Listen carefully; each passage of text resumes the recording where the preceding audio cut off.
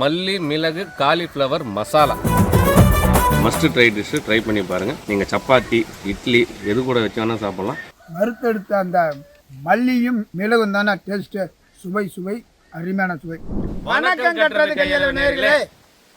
ஏன் இன்றைக்கி நம்ம கனவு தோட்டத்தில் ஒரு அருமையான ரெசிபி ஒன்று எடுத்து மக்களுக்கு கொடுக்க போகிறோம். நம்மளும் ருசிக்க போகிறோம்.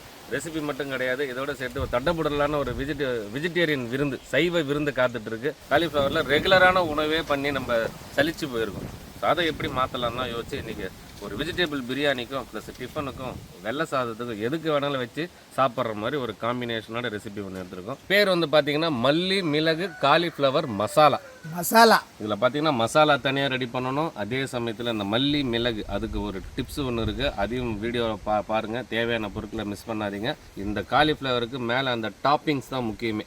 ஸோ அந்த மாதிரி ஒரு டாப்பிங்ஸோட ஒரு மசாலாவோட சூப்பரான ஒரு காலிஃப்ளவர் ரெசிபி காத்துட்டு இருக்கு தம்பி. இது மட்டும்தான் மக்களுக்கு கற்றுன்னு இருக்கா, இன்னும் நிறைய ஐட்டங்கள் இருக்கா? இது கூட வந்து தடபடலான விருந்துகள் இருக்குங்க. என்னென்ன விருந்துன்னு பார்த்தீங்கன்னா இன்றைக்கி வந்து ஒரு சைவ காய்கறி பிரியாணி, அதோட சேர்த்து நம்ம காலிஃப்ளவர் 65 அதோட சேர்த்து நம்மளோட வெங்காய பச்சடி, வழக்கமாக கொடுக்குற பைனாப்பிள் கேசரி, இது இல்லாமல் வந்து பீட்ரூட்லாம் போட்டு ஒரு அட்டகாசமான வெஜிடபிள் குருமா. இவ்வளோ தட்டப்படலான விருந்தை ரெடி பண்ணி ரோட்டோர கஷ்டப்படுற மக்களுக்கு நம்ம வாழை இலையில் மடித்து கொண்டு போய் அட்டகாசமாக கொடுக்க போகிறோம். இவ்வளோ விருந்துக்கு காரணம் வந்து யாருன்னு வந்து பார்த்தீங்கன்னா அம்மா மேனகா. அவங்களோட பிறந்த நாளுக்காக அவங்க குடும்பத்தார் பிரான்ஸ்லேருந்து இந்த தட்டப்படலான விருந்தை கொடுக்க சொல்லியிருக்காங்க. இந்த தட்டப்படலான விருந்தை நம்ம செய்ய போகிறோம். நான் இன்று பிறந்த நாள் காணும் அந்த நல்ல உள்ளங்கள் மேலும் மேலும் வளர்ந்து பல செல்வங்களை பெற்று நீண்ட ஆயில் நிறை செல்வம் நீங்கா புகழ் பெற்று 100 ஆண்டு காலம் வாழ்ந்து ஏழை எளிய மக்களுக்கு மீண்டும் மீண்டும் உதவணும்னு, அந்த குடும்பம் இன்னும் மேலும் மேலும் அவங்க குடும்பத்தார் வளரணும்னு கட்டுறது கையில் குடும்பத்தின் சார்பாகவும் நீ பசியார போகிற ஏழை எளிய மக்கள் சார்பாகவும் பிறந்த நாள் வாழ்த்துக்களும் நன்றியும் தெரிவித்துக் கொள்கிறோம். மல்லி மிளகு மசாலா காலிஃப்ளவர். வள்ளிலாம் கிடையாது, அது ஒன்று கிடைக்கும். மல்லிடா, வள்ளியை போட்டா சமைப்பாங்க. மல்லி மிளகு மசாலா காலிஃப்ளவர் பண்ண போகிறோன்னா பக்காவாக ரெடி பண்ணியா. அதுக்கு தேவையான பொருள் பார்க்க போகிறோம். செக்கெண்ணெய், சுத்தமான கடல் எண்ணெய், பட்டை, கிராம்பு, ஏலக்காய், பிரெஞ்சு இலை, கரிசக்காட்டு மல்லி, சோம்பு, கருமிளகா, வரமிளகா, வெட்டி வச்ச பச்சை மிளகா, தக்காளி பழம், பெரிய வெங்காயம் வெட்டி வச்சது, இஞ்சி அரவை, பூண்டு அரவை, கருவேப்பிலை, மஞ்சத்தூள், மட்டன் மசாலா, ஒன்றும் பாதியமாக இடித்து வச்ச மிளகு தூள், உப்பு, அழகாக வெட்டி வச்ச காலிஃப்ளவர். முதல் செய்முறை காலிஃப்ளவர் வந்து என்ன பண்ணணும்னா நல்லா கொதிக்க வைக்கணும். தண்ணியில் வந்து நல்ல கொதி வந்தவுடனே அப்படியே ஸ்லோ பண்ணிவிட்டு, இங்கிலீஷில் ஒரு வார்த்தை சொல்லுவாங்க பிளான்ச்சிங்னு. தண்ணி நல்லா கொதிச்சதுக்கப்புறம் தண்ணி ஆஃப் பண்ணிவிட்டு காலிஃப்ளவர் மட்டும் போட்டு அப்படியே எடுத்துடணும். ஒரு 2 நிமிஷம் மட்டும் தண்ணியில் சுட தண்ணியில் இருந்தால் போதும். அதுக்கு சுட தண்ணியை கொதிக்க வச்சுக்கணும். மற்ற காய்கறிகள் மாதிரி தண்ணி கூட கொதிச்சதுன்னா காலிஃப்ளவர் உதிர்ந்து போயிடும். இந்த மாதிரி நல்லா கொதி வரணும். கொதி வந்தவுடனே என்ன பண்ணணும்னா அப்படியே அடுப்பை நிறுத்திடணும், காலிஃப்ளவரை சேர்த்துக்கணும். ஸோ இந்த ப்ராசஸ் பேர் தான் பிளான்ச்சிங்னு சொல்லுவாங்க. ஏன்னா ரொம்ப நேரம் முன்னாடியே சொன்ன மாதிரி மற்ற காய்கறி மாதிரி வேக வச்சிங்கன்னா ஒன்றுமே இல்லாமல் போயிடும். இந்த கொதிக்கிற தண்ணியிலே இப்போ காலிஃப்ளவரை வந்து ஒரு 2 நிமிஷம் மட்டும் கொஞ்சம் இருந்தால் போதும். இருக்கிற பூச்சி புழு எல்லாமே வெளில வந்துடும். அதே சமயத்தில் ஒரு 1/4 வேக்காடு காலிஃப்ளவரும் நமக்கு சாப்பிட்ற மாதிரி பதம் கிடச்சிடும். இருந்தாலும் ஆன்டிசெப்டிக்காக கொஞ்சம் மஞ்சள் தூள்.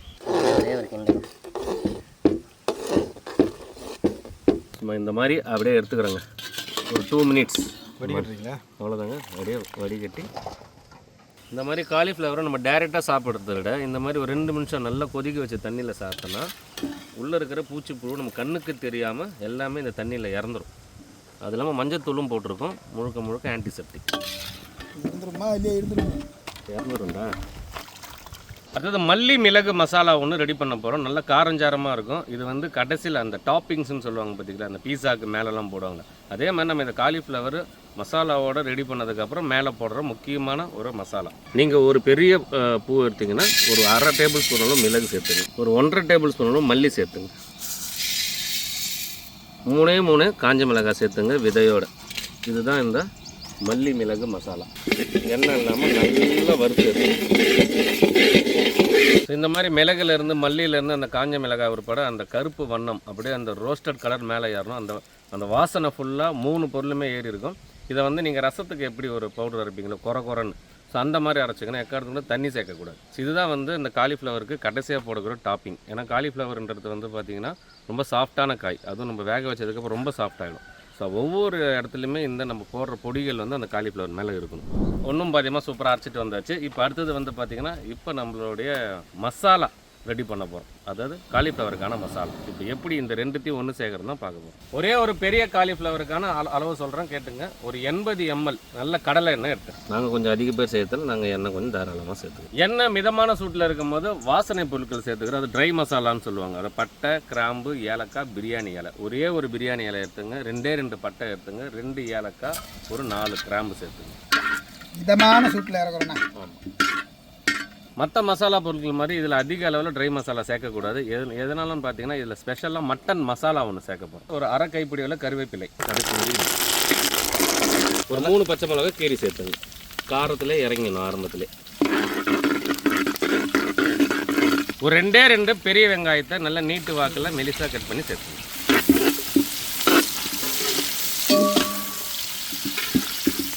என்ன கண்ணாடி பதம் வர மாதிரி வெங்காயம் கண்ணாடி பதம் வர மாதிரி ஐயா.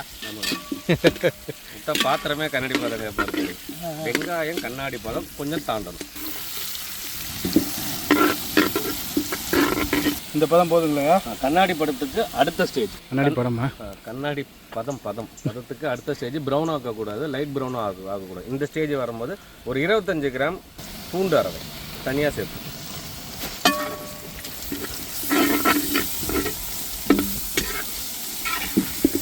பூண்டு அரவை நல்லா சேர்ந்ததுக்கப்புறம் இது கூட வந்து பார்த்திங்கன்னா ஒரு 3 தக்காளி, பெரிய தக்காளியை நல்லா ஸ்லைஸாக கட் பண்ணிங்க. அந்த ஜூஸோடு இறக்கிங்க. அப்போ தான் சிறு இனிப்பும் சிறு புளிப்பும் கிடைக்கும்.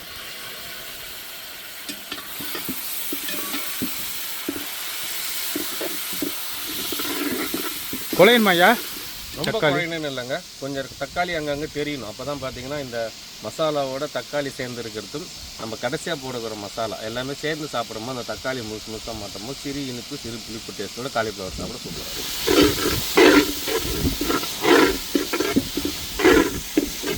இது உண்மைதானே. ரொம்ப குழஞ்சோம்னா போர் அடிச்சுன்னா ஒரு நார்மலாகவே குழஞ்சிக்கும்.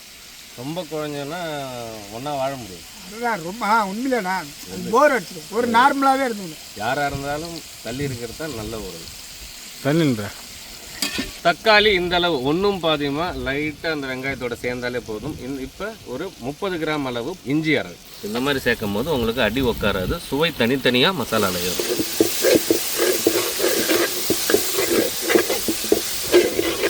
இந்த மசாலாவில் இந்த ஸ்டேஜில் சோம்பு சேர்க்கணும். சோம்பு எப்பயுமே வந்து தாளிப்பில் சேர்த்து பார்த்துருப்பீங்க. அந்த பட்டை, கிராம்பு, ஏலக்காய் அது கூட இந்த மாதிரி வெங்காயம், தக்காளி, இஞ்சி பூண்டுலாம் சேர்த்ததுக்கப்புறம் சோம்பு சேர்க்கணும்.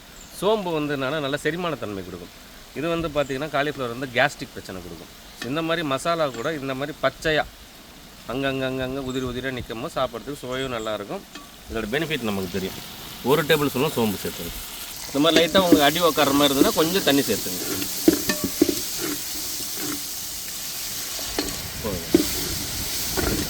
இப்போ நம்ம சேர்த்த சோம்பு இந்த மசாலா அரைவில் ஃபுல்லாக சூப்பராக ஸ்ப்ரெட் ஆகிட்டு இருக்கும். கண்ணுக்கே தெரியாது, ஆனால் சாப்பிடும்போது நீங்கள் உணர்வீங்க. நம்ம தாளித்து சாப்பிட்றதுக்கும் இந்த மாதிரி பச்சையாக மசாலாவோட சாப்பிட்றதுக்கு டிஃப்ரென்ஸ் தெரியும். இந்த நேரத்தில் மஞ்சள் சேர்த்துக்கிறோம். ஒரு 3/4 டேபிள் ஸ்பூன் மஞ்சள் தூள். காலிஃப்ளவரில் மஞ்சள் இருக்குது, அதுக்கேற்ற மாதிரி கம்மியாக சேர்த்துங்க. இதுக்கு நம்ம சேர்க்கறதுக்கு மட்டன் மசாலா ஒரு 2 டேபிள் ஸ்பூன் அளவு சேர்த்துங்க. நல்ல மசாலா பிடிக்குன்னா தாராளமாக ஒரு 1/2 டேபிள் ஸ்பூன் சேர்த்து கூட போதும்.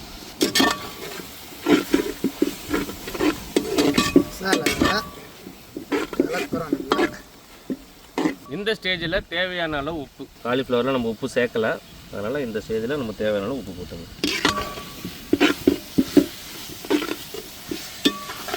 மசாலா வாசனை வருதா? சூப்பரான மசாலா தயாராகுது. இப்போ இந்த மசாலாவுக்கு ஏற்ற அளவு லைட்டாக தண்ணி சேர்த்துக்கணும். ரொம்ப மசாலாவை தாண்டி தண்ணி போயிடக்கூடாது. மசாலா லெவல்லே தண்ணி சேர்த்துக்கணும். அவ்வளோ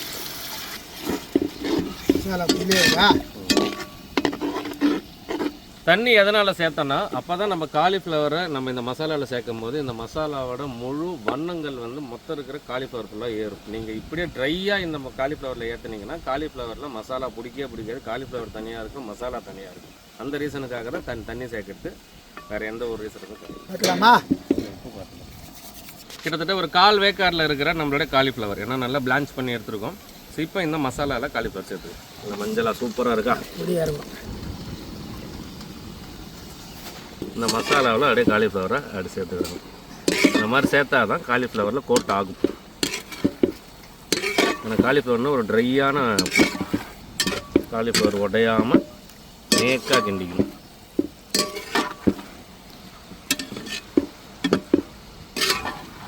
தண்ணி சேர்த்ததுக்கே காலிஃப்ளவர் மேலே வந்து மசாலா லைட்டாக தான் ஒட்டுது. நல்லா கிண்டி விட்டுங்க. நல்லா கிண்டி விட்டால் நல்லா மசாலா இருக்கும். மல்லி மிளகு பவுடர் இதுதான் டாப்பிங். இந்த மாதிரி அரைச்சிக்கணும். காரத்துக்கு ஏற்றளவு சேர்த்துக்குங்க. ஏன்னா நல்ல காரமும் இருக்கும். ஒரு வித்தியாசமான சட்டுன்னு நமக்கு ஒரு ருசியை கொடுக்கக்கூடிய ஒரு பவுடர் இது.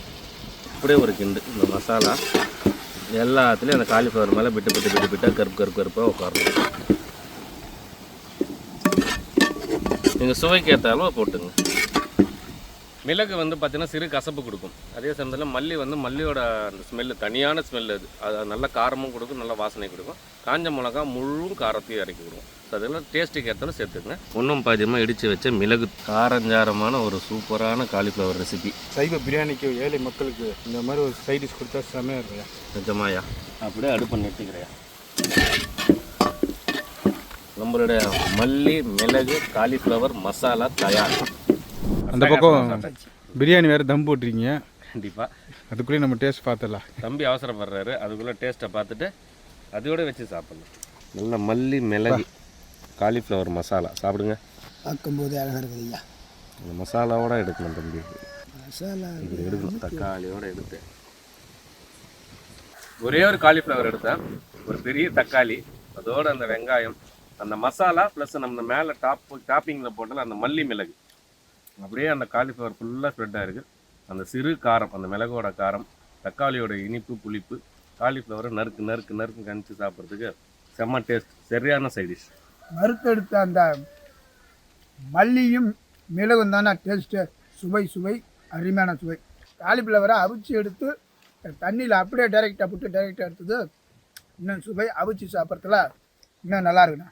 எல்லாருக்குமே வந்து காலிஃப்ளவர் வந்து நல்லா க்ரன்ச்சியாக சாப்பிட்றது தான் பிடிக்கும். சில பேர் வந்து என்னென்னா ரொம்ப குழைச்சிருவாங்க. குழைக்கும் போது என்ன ஆகும்னா காலிஃப்ளவர் டேஸ்ட்டே இருக்காது. இன்னும் மாவு மாதிரி தான் இருக்குது, மற்ற இருக்காது. அதனால தான் லைட்டாக அந்த சுடத்தண்ணை மட்டும் கொதிக்க வச்சு அப்படி எடுத்திங்கன்னா அந்த க்ரன்ச்சினஸ் கிடைக்கும். ஒவ்வொரு நம்ம மெல்லு சாப்பிடும் போது நறுக்கு இருக்கும்.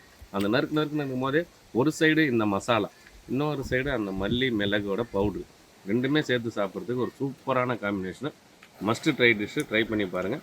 நீங்கள் சப்பாத்தி இட்லி எது கூட வச்சு வேணால் சாப்பிட்லாம். இந்த வெள்ளை சாப்பாடு கூட வச்சு சரியான சைடிஷாக சாப்பிடலாம். அருமையான அட்டகாசமான விருந்து. இன்றைக்கி தட்டப்பட்டலான விருந்து எல்லாம் ரெடி பண்ணியிருக்கோம். இந்த விருந்து எதுக்காக கொடுக்குறோன்னு பார்த்தீங்கன்னாக்கா, அம்மா மேனகா அவங்களோட பிறந்த நாளுக்காக நம்ம மக்களுக்கு வந்து காலிஃப்ளவர் 65, மீல் மேக்கர் 65, இல்லைன்னா சிக்கன் 65 தான் போட்டு கொடுப்போம். ஆனால் இந்த மாதிரியும் ஒரு விதமான புதுசான ஒரு செய்முறையை கொண்டு வந்து ஐயா கொடுத்துருக்காரு. மக்களுக்கு கொண்டு தரமாக பார்சல் பண்ணி கொடுக்க போகிறோம். போகலாம். தரமான நம்ம ஃபேவரட் பைனாப்பிள் கேசரி தயாரா? பீன்ஸ் எல்லாம் போட்டு அட்டகாசமாக பண்ணியிருக்கோம். ஓகேண்ணா. தரமான நல்லா ஆரோக்கியமான குருமா மக்களுக்காக. இப்படி நிற்கிது பாருங்க குருமா. இப்படி நிற்கணும். காலிஃப்ளவர் 65 சும்மா சூப்பராக போட்டுன்னு இருக்கிறோம். அப்படியே செட்டாக போட்டு எடுத்துகிட்டு இருக்கிறோம். போட்டு ரெடியாக இருக்குது பாருங்க. பிரியாணி தம் உடைக்க போகிறோமா? ஆமாண்ணே. எப்படி பார்த்தீங்களா? சூப்பர்ண்ணா. தரமான காய்கறிகள் போட்ட குருமா. ஆரோக்கியமான குருமா. ஆமாண்ணே. அவ்வளோ காய்கறிகள் அப்படியே தழும்ப பேக் பண்ணிக்கிறாங்க.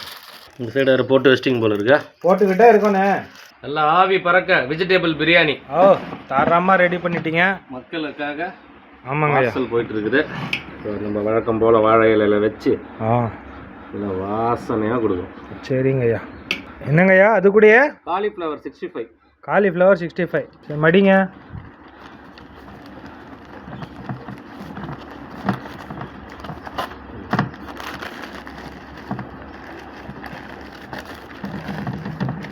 வெஜ் பிரியாணி. அதுக்குள்ள அதோட வந்து காலிஃப்ளவர் 65 சேர்த்து வச்சு மடிச்சு வாழை இலையில கட்டியிருக்கோம். சரிக்கா வைக்கா. பைனாப்பிள் கேசரி 1. ஓகே. வெங்காய தயிர் பச்சடி 1. வெஜ் காய்கறி குருமா 1. வெஜ் காய்கறி குருமா. அது கூட தண்ணி பாட்டில் 1. ஓகேக்கா வைக்கா. அம்மா மேனகா அவங்களோட பிறந்த நாளுக்காக அவங்க குடும்பத்தார் பிரான்ஸ்ல இருந்து இந்த தடபுடலான விருந்தை கொடுக்க சொல்லியிருக்காங்க. ஆமா இன்னும் சரி. நாங்க சாப்பாடு சைவ விருந்திற்கு சாப்பிடுங்க.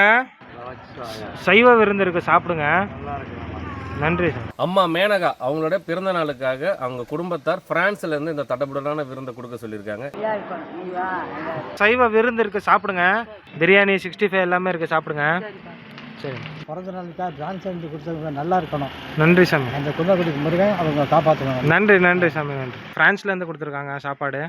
ரொம்ப நன்றி. நன்றிம்மா, நன்றி. அம்மா மேனகா அவங்களோட பிறந்த நாளுக்காக அவங்க குடும்பத்தார் பிரான்ஸ்லேருந்து இந்த தடபுடலான விருந்தை கொடுக்க சொல்லியிருக்காங்க. இருக்கும் இடத்தில் வாழையடி வாழையாக உங்கள் வம்சம் வளர்ந்து இருக்கும் இடத்தில் பொண்ணும் பொருளும் செல்வங்களும் மேலும் மேலும் வளர்ந்து நீங்கள் பேரும் புகழும் வாங்கி குடும்பத்தார் அனைவரும் பெருவீதம் அடைந்து நீங்களும் உங்கள் தாய் தந்தையும் குடும்பத்தார் அனைவரும் நோய் நொடி இல்லாமல் திக்காய்ச்சா இருக்க என்னை படுத்த பிரம்மனை மன்றாடி வேண்டிக் கொள்கிறேன். ஓம் நம சிவாய். அம்மா மேனகா அவங்களோட பிறந்த நாளுக்காக அவங்க குடும்பத்தார் பிரான்ஸ்லேருந்து இந்த தடபுடலான விருந்தை கொடுக்க சொல்லியிருக்காங்க. நன்றி. அம்மா மேனகா அவங்களோட பிறந்த நாளுக்காக அவங்க குடும்பத்தார் பிரான்ஸ்லேருந்து இந்த தடபுடலான விருந்தை கொடுக்க சொல்லியிருக்காங்க. நன்றி. உங்களுக்கு ஆசிரியர் பலப்படுத்தணும். நல்ல பிள்ளை குட்டி நல்லபடியா இருக்கும். Happy birthday. சாப்பாடு கொடுக்குறாங்க பசிக்கு. நன்றி. பசிக்கு சாப்பாடு கொடுத்தவங்க நல்லா இருக்கணும், செல்வாக்கா இருக்கணும். கணபதி ஐயா, விநாயகர் ஐயா நல்லா இருக்கு. அம்மா மேனகா அவங்களோட பிறந்த நாளுக்காக அவங்க குடும்பத்தார் பிரான்ஸ்லேருந்து இந்த தடபுடலான விருந்தை கொடுக்க சொல்லியிருக்காங்க. நல்லா இருக்கணும், பேரம் பேத்தி செலவாக்கு இருக்கணும், நிறைய பாக்கு இருக்கணும். எங்களை மாதிரி 100 வயசு வாழணும் அந்த பேரம் பேத்தி. நன்றி. அம்மா மேனகா அவங்களோட பிறந்த நாளுக்காக அவங்க குடும்பத்தார் பிரான்ஸ்லேருந்து இந்த தடபுடலான விருந்தை கொடுக்க சொல்லியிருக்காங்க. நல்லா இருக்காங்க அந்த மக்கள். புள்ள குட்டியோட செல்வாக்கா இருக்காங்க. நன்றி. நல்லபடியா இருக்கு, நல்லபடியா இருக்கு. நன்றி. அம்மா மேனகா அவங்களோட பிறந்த நாளுக்காக அவங்க குடும்பத்தார் பிரான்ஸ்லேருந்து இந்த தடபுடலான விருந்தை கொடுக்க சொல்லியிருக்காங்க. நன்றி. நன்றி. ஆயுசு 100ஆக, நோய் நொடி இல்லாம, சீட்டு விழி இல்லாம, என்னென்னும் 16ஆக வெற்றியோட அவங்க வாழ்வாங்க. அம்மா மேனகா அவங்களோட பிறந்த நாளுக்காக அவங்க குடும்பத்தார் பிரான்ஸ்லேருந்து இந்த தடபுடலான விருந்தை கொடுக்க சொல்லியிருக்காங்க. நல்லதே நடக்கும். பிள்ளையார் பற்றி ஐயா கொண்டாந்து கொடுத்ததுக்கு நல்லதே நன்றி. கொடுத்த குடும்பத்துக்கு நல்ல அனைவருக்கும் நல்ல சந்தோஷமாக இருக்கணும், நல்ல வெற்றியோடு நல்லா இருக்கணும். பார்த்துருப்பீங்க, ரோட்டோரம் கஷ்டப்படுற ஏழை எளிய மக்கள் இந்த விருந்தெல்லாம் கொடுக்க பார்த்தவங்க முகத்தில் எவ்வளோ சந்தோஷம்னு பார்த்துருப்பீங்க. அம்மா மேனகா அவங்களுடைய பிறந்த நாளுக்காக அம்மாவை எப்படி வாழ்த்திருப்பாங்கன்னு பார்த்துருப்பீங்க.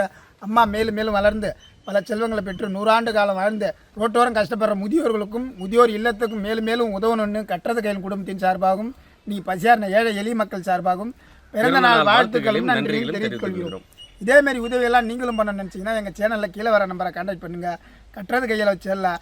லைக் பண்ணுங்க, ஷேர் பண்ணுங்க, கமெண்ட் பண்ணுங்க, சப்ஸ்கிரைப் பண்ணுங்க, மறந்துடாம பெல் பட்டனை பிரஸ் பண்ணுங்க. ஃபேஸ்புக்கில் பேஜ் இருக்குது, லைக் பண்ணுங்கள், ஷேர் பண்ணுங்கள், ஃபாலோ பண்ணுங்கள். இன்ஸ்டாகிராம்லேயும் பேஜ் இருக்குது, கட்டுறது கையில் பாண்டி, அந்த பேஜுமே லைக் பண்ணுங்கள், ஷேர் பண்ணுங்கள், ஃபாலோ பண்ணுங்கள்.